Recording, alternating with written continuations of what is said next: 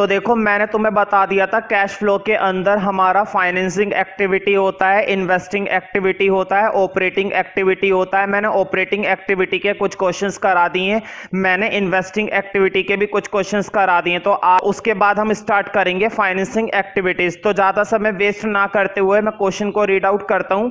तुम्हें एक बात मालूम है कि मैं क्वेश्चन नंबर अकाउंट में बिल्कुल भी नहीं बोलता हूं, लेकिन वही क्वेश्चन है जो लास्ट क्लास में हमारे हो गए थे, उससे आगे के लिए कंटिन्यू करेंगे। तो तुम लोगों के पास इस समय वो क्वेश्चन होने चाहिए। तो मैं क्वेश्चन को 2 बार रीड आउट करूंगा, ध्यान से उस क्वेश्चन को अपने क्वेश्चन से मैच करना। सुनो, well print limited has given the following information. फिर से सुनो, well print limited has given the following information. तो देखो वेल प्रिंट लिमिटेड कोई कंपनी है और उसने हमें कुछ बातें बताई हैं। मशीनरी एज ऑन 1 अप्रैल 2017। मुझे बताओ 1 अप्रैल 2017 को मशीन कितने की थी? 50,000 की। मुझे बताओ 1 अप्रैल 2017 को है, तो ये ओपनिंग बैलेंस है ना, तुम्हें मालूम है ना। यहां पर हम इन्वेस्टिंग एक्टिविटीज के अंदर किसके लिए काम करते हैं? एसेट्स के लिए। एसेट्स का ओपनिंग बैलेंस क्वेश्चन हमें बताता है, एसेट्स का क्लोजिंग बैलेंस क्वेश्चन हमें बताता है। तो 1 अप्रैल 2017 का जो बैलेंस है, इसका मतलब वो कौन सा बैलेंस है? Opening balance. आगे पढ़ते हैं। Machinery as on 31 March 2018। देखो ये मशीन का 31 मार्च का बैलेंस है। 31 मार्च मतलब ये हमारा कौन सा बैलेंस है? क्लोजिंग बैलेंस है। और कितने रुपए का क्लोजिंग बैलेंस है? 60,000 का।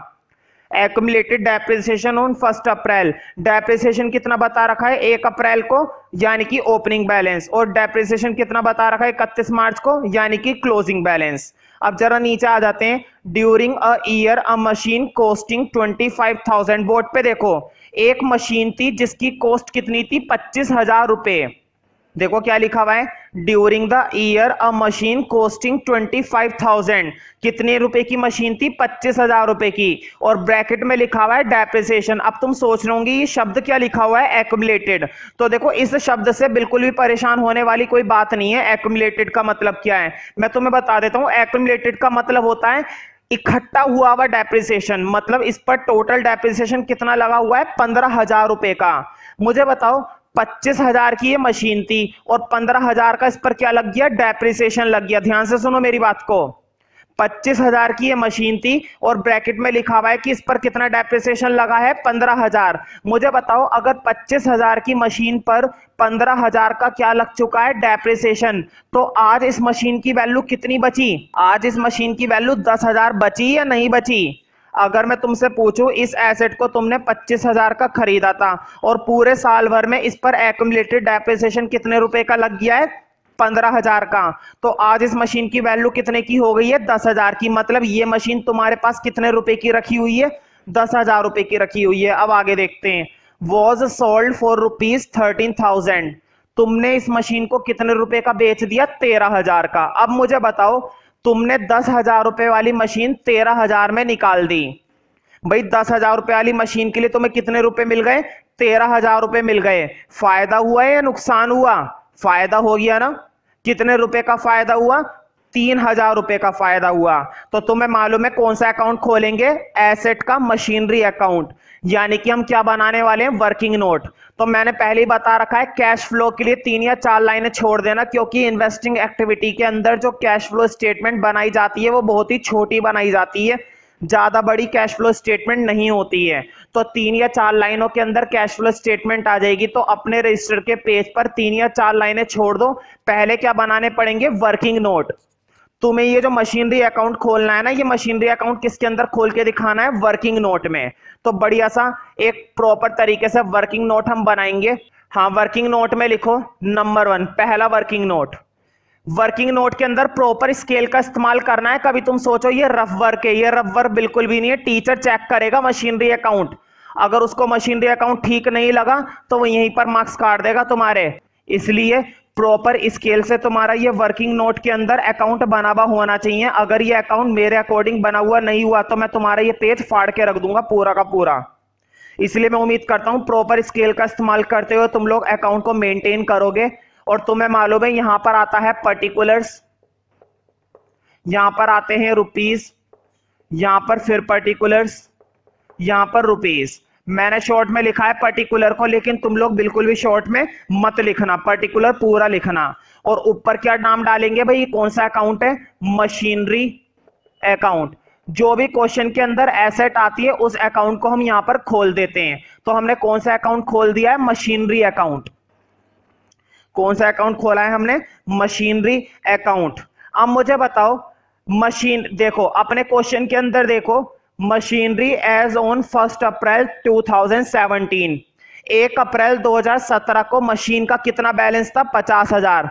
मुझे बताओ ये ओपनिंग बैलेंस है ना भाई, 1 अप्रैल 2017 को जो बैलेंस दे रखा है वो कौन सा बैलेंस है, वो बैलेंस है अपना ओपनिंग बैलेंस। और तुम्हें ध्यान होगा एसेट का ओपनिंग बैलेंस डेबिट में आता है, तो लिखो इधर टू बैलेंस बीडी।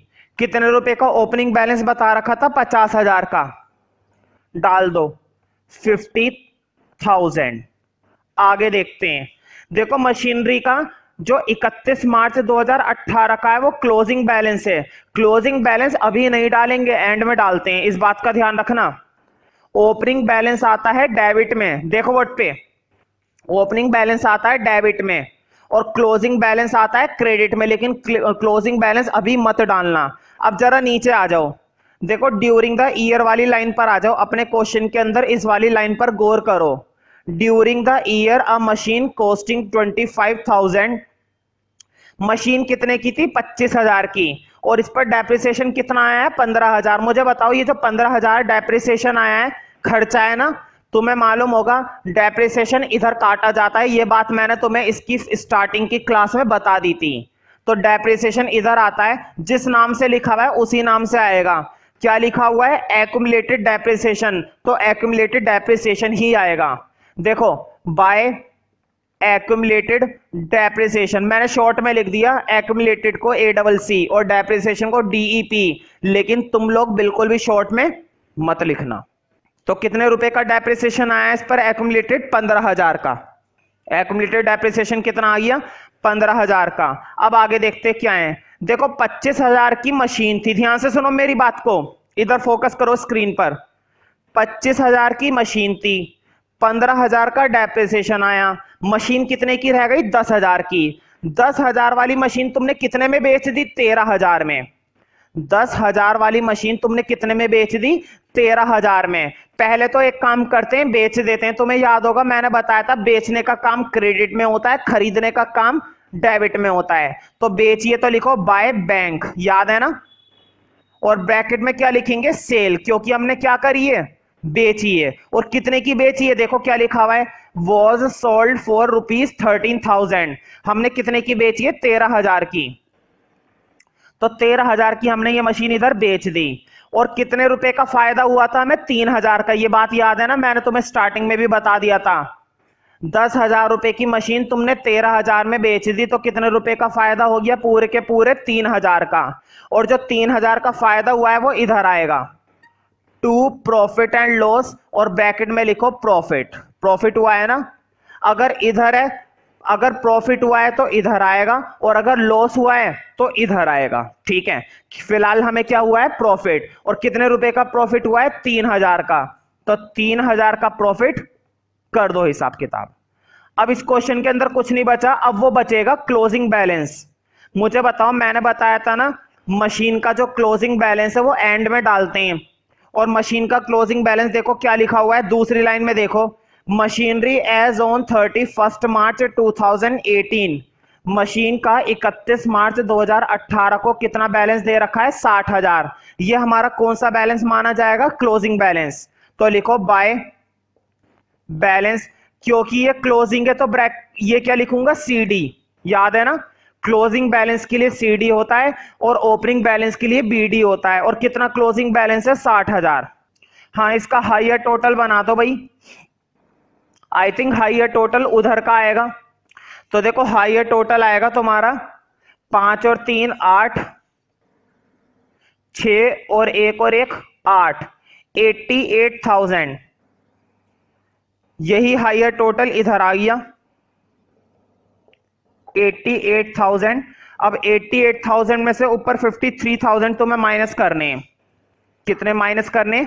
53,000। तो मैं उम्मीद करता हूं कि तुम्हें माइनस करना आता होगा। हाँ, माइनस करने के बाद क्या बचेगा? 35,000 रुपए का बैलेंस। तुम्हें याद होगा मैंने बताया था ये जो 35,000 रुपए का बैलेंस है, मतलब जब भी कोई एसेट तुम बंद करोगे और बंद करने पर जो बैलेंस आएगा, उस बैलेंस का मतलब है कि वो तुमने क्या करी है? परचेस करी है। मतलब वो क्या मानी जाएगी? तुम्हारी परचेस। तो लिखो टू बैंक और ब्रैकेट में क्या लिखना पड़ेगा? ब्रैकेट में लिखना पड़ेगा परचेस। मतलब ये तुमने क्या कर ली? एसेट खरीद ली। और कितने रुपए की एसेट खरीद ली? 35,000 की। क्वेश्चन तुम्हें खुद कभी भी नहीं बताएगा कि तुमने कितने की खरीदी, ये तुम्हें खुद निकालना पड़ेगा कि तुमने कितने की खरीदी। और इस क्वेश्चन में जैसे निकालना है बिल्कुल इसी तरीके से हर एक क्वेश्चन में निकालना है कि कितने की हमने वो एसेट खरीदी है। तो मैं तुमसे पूछूंगा कि हमने एसेट कितने की खरीदी थी जब मैं कैश फ्लो बनाऊंगा। फिलहाल इस अकाउंट को रब कर रहे हैं, इस अकाउंट की बिल्कुल भी जरूरत नहीं है। जरूरत इसकी पड़ेगी 35,000 की। जो किसकी पड़ेगी? 35,000 की। तो फटाफट से अब कैश फ्लो स्टेटमेंट बनाएंगे। जो तुमने 3-4 लाइनें छोड़ी थी वहीं पर बना लो, ज्यादा बड़ी स्टेटमेंट नहीं आती है।